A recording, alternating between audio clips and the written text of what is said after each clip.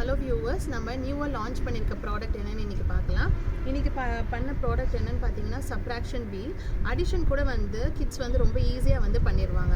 ஆனால் சப்ராக்ஷன் கொஞ்சம் கஷ்டப்படுவாங்க. அதுக்காக தான் நம்ம இந்த பேசிக் வீல் கொண்டு வந்திருக்கோம். இந்த ஸ்டார்ட் எண்டுன்னு சொல்லிட்டு 2 இருக்கும். ஃபஸ்ட்டு ஸ்டார்ட் பண்ணலாம். 49 இருக்குது. இங்கே ஃபுல்லாக மைனஸ் சிம்பிள்ஸ் இருக்கும். So 49 - 1 is equal to 48. 49 - 2 is equal to 47.